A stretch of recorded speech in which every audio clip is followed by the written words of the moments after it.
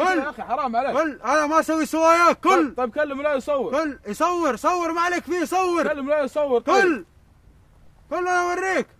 كل انا ما ينفع معك الكلام. طيب لا تضرب. كل طيب لا تضربني. طيب لا تضرب. لا تضرب.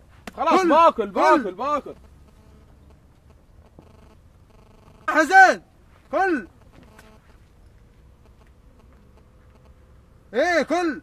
انا اعرف قيمتك. طيب كلم لا يصور. طيب كلم لا يصور. طيب يصور. طيب كلم لا يصور. كل طيب يا اخي حرام عليك. كيف اكل اكل زي كذا يا اخي؟ ما يصير والله ما يصير. كل كيف اكل اكل زي كذا؟ والله لا اجيبهم واحد ذول اللي معك. طيب كلم لا يصور. لا يصور.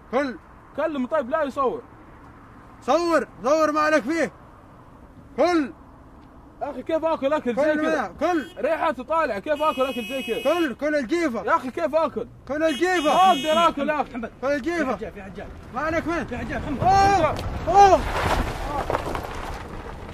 هذا من؟ ما عليكم منه. كل كيف اكل اكل زي كذا؟ حرام عليك ما يصير. والله ما يصير اكل اكل زي كذا. بتكلم لا يصور. كيف اكل اكل زي كذا؟ ما يصير يا اخي. حرام عليك. سلامات. قم.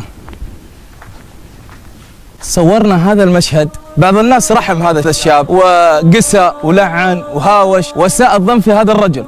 المشهد تمثيلي. أردنا نوصل لك صورة حتى لو قسى هذا وأكل هذا.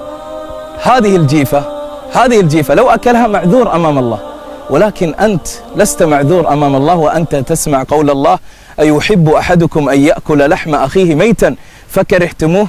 كم من إنسان اغتاب في اليوم، كم من إنسان في المجلس الواحد اغتاب. الغيبة صارت الآن فاكهة المجالس. هذا اللسان كما قال أحد الحكماء: لسانك حصانك، إن صنت صانك وإن خنت خانك. والنبي عليه الصلاة والسلام يقول: الغيبة ذكرك أخاك بما يكره.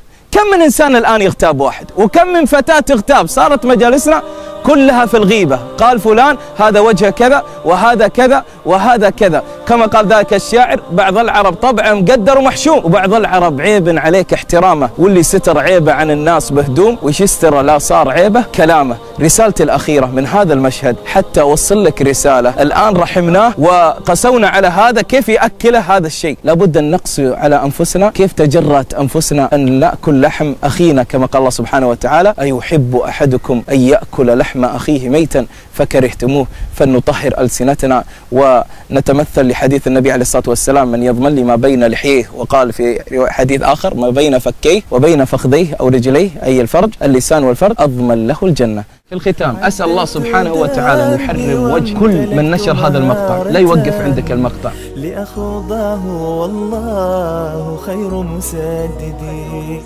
ووجدت في قلبي ركاز سعادتي، فجعلته هدفي ولم أتردد.